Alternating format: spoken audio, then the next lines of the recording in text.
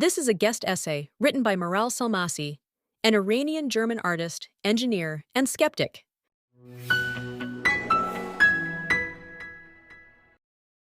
The rise of hatred against the West and Israel, manifesting across cultural landscapes, college campuses, and city streets under the banner of Free Palestine, evokes foreboding memories for people like me, an ex-refugee from Iran. It strongly recalls the Islamic Revolution and the disastrous alliance of Marxists and Islamists who plunged Iran and the Middle East into decades of war and chaos after 1979.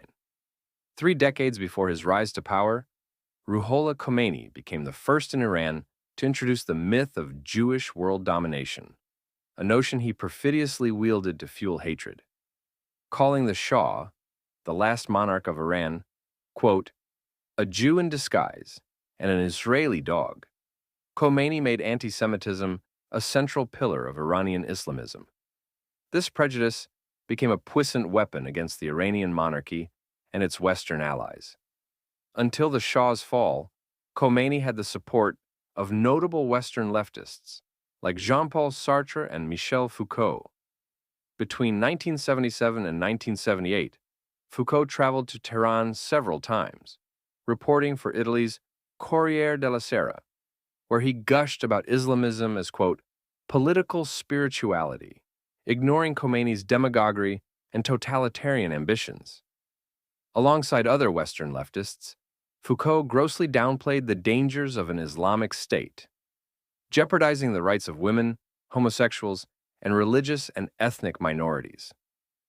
Today, history repeats itself as leftists and Islamists form alliances on the streets of Berlin, London, Paris, Toronto, Melbourne, and New York. In 1979, Khomeini's supporters envisioned an anti-imperialist Islamic state, while communist students and intellectuals dreamt of an Iran modeled after Stalin and Lenin. The Islamists conquered and, upon taking power, executed thousands of their communist allies. Now, the same anti-imperialist and anti-capitalist chants echo in protests, reminiscent of those from Tehran's American embassy occupation in 1979, when 52 American diplomats were held hostage for 444 days. Today's woke revolutionaries, like the Iranian leftists of that era, suppress dissent and spew incendiary hatred against the West, Jews, and capitalists in lectures, theaters, and even concert halls. As a modern cultural mutation, woke culture draws from a mix of old-fashioned ideas, including the postmodernism of Herbert Marcuse and Michel Foucault's generation, Jacques Derrida's esoteric deconstructionism, and Frantz Fanon's pathetic post-colonial fantasies about the, quote, cleansing power of violence. This radical minority, with its totalitarian tendencies, now dominates public discourse, normalizing pathology and pathologizing the norm. Their narcissism, where group identity supersedes individual empathy, is a grave red flag and must be taken very seriously. Although the Iranian leftists of the 1970s and today's woke radicals come from different historical and psychological contexts, both suffer from ideological blindness, where shared hostility toward a perceived oppressor eclipses any clear understanding of their alliance's consequences. Psychologically, this reflects what Carl Jung described as shadow projection, whereby unresolved inner anger is projected onto an external enemy, reducing complex issues to a simple binary of good versus evil, or oppressed versus oppressor.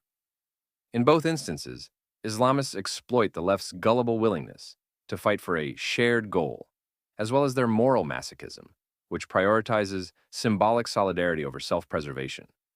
There is also a sadistic element, where these revolutionaries identify with Islamist oppressors to project their inner conflicts onto others, taking pleasure in silencing critics of the Palestinian narrative, for instance. Both the woke revolutionaries and the Iranian leftists of 1979 embody the contradictions of ideological alliances rooted in a psychological need for purpose, belonging, and validation. However, while the Iranian leftists faced ruthless betrayal by the Islamists, today's woke ideologues engage in a cosplay of revolution, obliviously LARPing through the ironies and dangers of their alliance. Both groups reveal how vulnerable identity can be to ideological manipulation and how an obsession with justice can lead down a self-destructive path. European history shows that social progress is achieved through research, gradual change, and an evidence-based approach.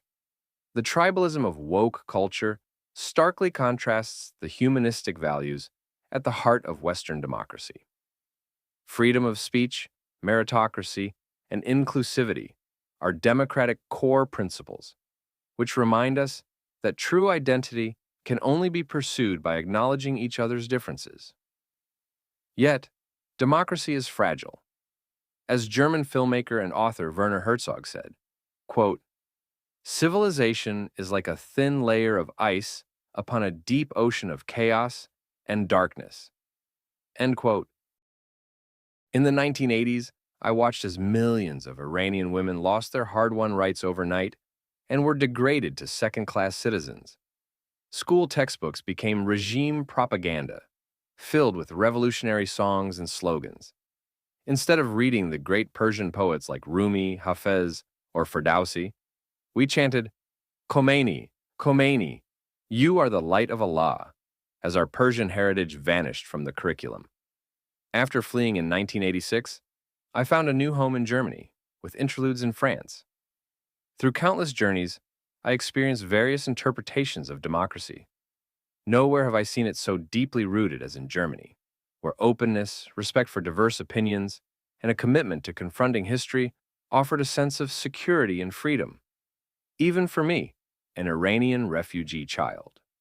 Welcomed by the Hirth family in Ehingen-Donau, a small town in southern Germany, we lived on the second floor of their home. Mrs. Hirth, a devout Christian, helped my family navigate German society, accompanied my parents to official appointments, and assisted us children with our schoolwork. Our origins or religion were of no consequence to the Hirths or the German authorities. We were granted the same rights and opportunities as any native-born German. I doubt the same reception would be possible in a woke-dominated Germany. Through years in exile and my life experiences, I have developed a keen intuition for recognizing manipulation, particularly ideologically or religiously motivated totalitarianism. This journey was fraught with personal hardships, which I could only overcome by constantly challenging my beliefs. Among the thinkers who have inspired me most is British author Christopher Hitchens, an unapologetic critique of religious oppression who empowered the oppressed voices in societies like Iran and Pakistan. His deep contempt for totalitarianism was evident in his regular and fierce condemnations of Iran's regime. Hitchens' words still resonate deeply, quote, "Beware the irrational, however seductive. Shun the transcendent, and all who invite you to subordinate or annihilate yourself. Distrust compassion. Prefer dignity for yourself and others. Don't be afraid to be thought arrogant or selfish. Picture all experts as if they were mammals. Never be a spectator of unfairness or stupidity. Seek out argument and disputation for their own sake. The grave will supply plenty of time for silence. Suspect your own motives and all excuses. Do not live for others any more than you would expect others to live for you."